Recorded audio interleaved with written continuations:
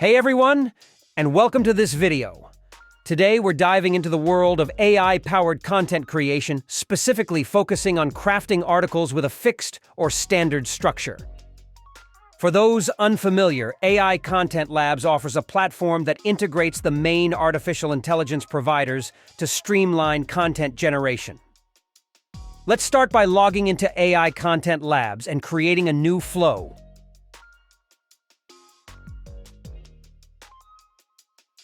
Name it something relevant. For this example, we will make a flow to write posts for our recipe site so that the name will be just recipes.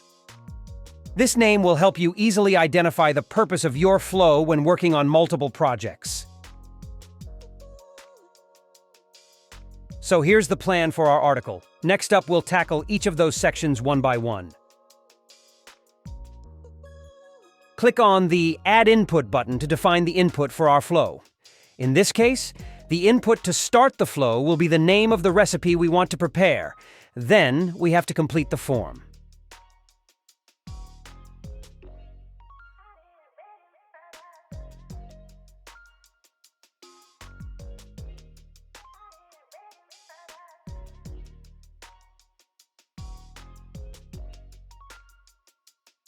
Now it's time to detail the content of our article.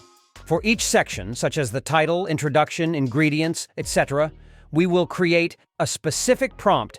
To create the title prompt, we have included a system message. This message gives context to the AI on how to respond to achieve a coherent and relevant output.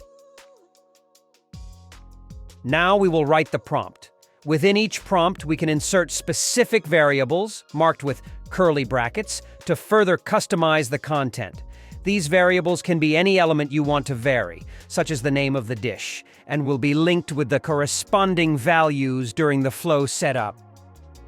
The prompts work as nodes in our flow. We'll name this node Recipe Title to easily identify it in the graph view. Then click on the Insert Prompt button to add this prompt to the flow. In the graph view, it's super simple to drag and drop items to organize them however we like. We'll link the input with this prompt to set up the variable recipe.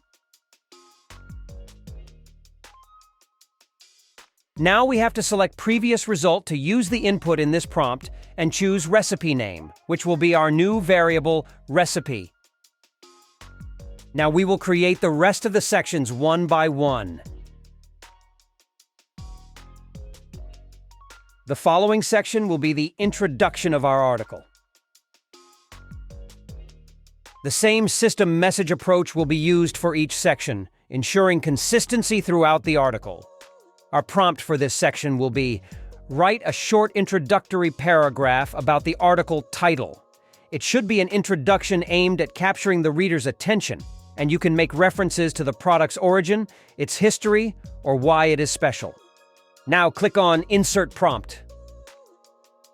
So we already have three sections: the recipe name, the recipe title, and our introduction. We have to link previous results before using them as input. Here we use the recipe title from the previous section as a variable. Now we will create an image section in the More Tools menu. So drag the Image Generator node to the workspace. We can write a prompt to generate an image, or, like in this case, use a previous result as a prompt. Now we will create another section called Basic Information, where we are using the same system message, and the prompt will be, based on the following information: title and introduction, create a basic information section that contains the preparation time, cooking time, servings, and difficulty level for the recipe. Include the subtitle of the section, but without mentioning the recipe to avoid keyword stuffing. We'll drag this next to the image generator, link them, and set each variable we just wrote inside the prompt: title, introduction, and recipe.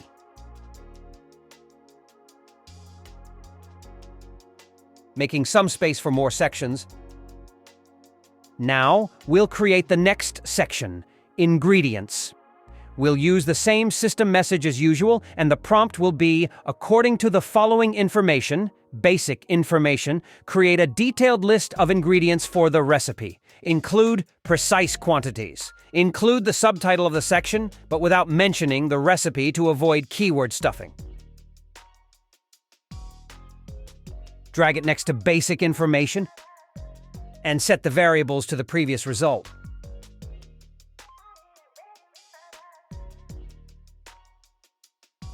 Now we'll create the Instructions section using the same system message.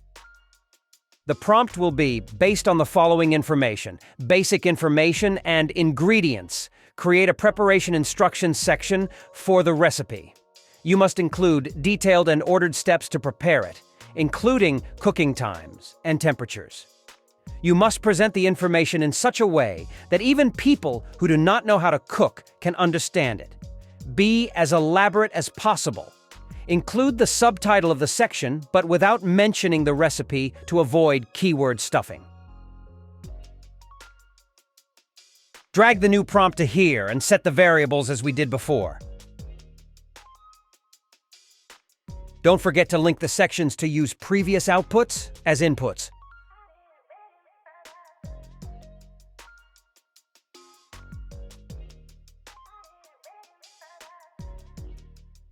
Now we'll add a tips and tricks section using the same system message. The prompt will be based on the following information: basic information, ingredients, and instructions. Present a list of tips and tricks for preparing the recipe. You should avoid tips and tricks already explained in the instructions or try to complement them but not repeat them. Include the subtitle of the section but without mentioning the recipe to avoid keyword stuffing. Drag it next to the instructions section and link them to use the previous results.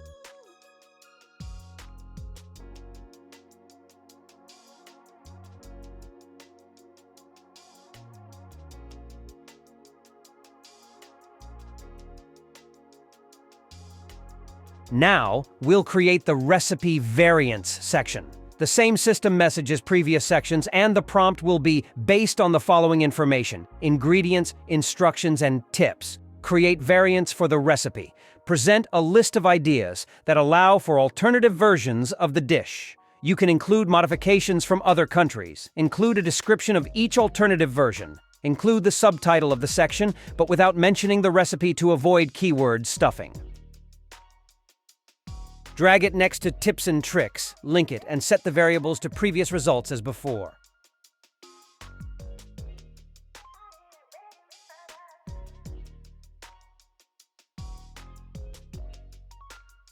We're almost ending. Now we'll add a nutritional information section. The same system message and the prompt will be create a nutritional information section for the recipe. Consider the information per serving. Also, when including nutritional information, you can indicate its importance and when it is not recommended to prepare it. Include the subtitle of the section, but without mentioning the recipe to avoid keyword stuffing. Link it to Recipe Variants and set the variables.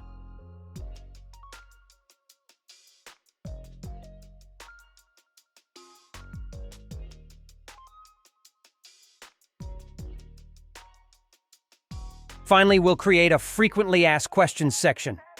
The same system message and the prompt will be create a list of frequently asked questions related to the preparation of the recipe. Imagine you are a novice cook and try to make the most important inquiries. Include the subtitle of the section, but without mentioning the recipe to avoid keyword stuffing.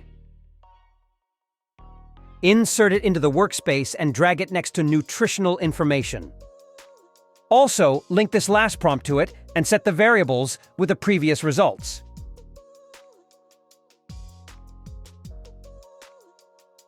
If we need it, we can choose a different model for each prompt. We can test all the models and choose which fits best to our expected result.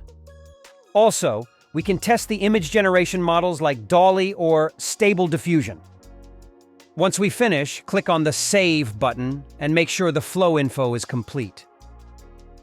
We can select between private, in public, or draft status. As we're editing the flow yet, leave it as draft and click on Save again. As we edit the flow, we can test it to make sure that everything is running as we expect. To do it, click on the Test Flow button, fill all the inputs, and test it.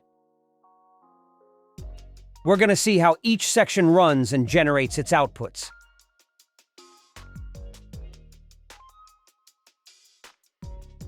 When finishing editing, we can change the status to public or private to try it or share it to someone else. Go to My Flows on the left menu and click on Try It. Now you can run it to see a formatted output, so you can see if all the section's outputs are correct, or you need to improve some of them. You can click on Copy HTML or Copy Raw Text to copy and paste the output in your content platform, or edit it before publishing it. So now we can use what we learned to create any flow, chaining prompts to get different sections of the article, adding images, and testing along the process to ensure we are doing it right. Imagination is the limit.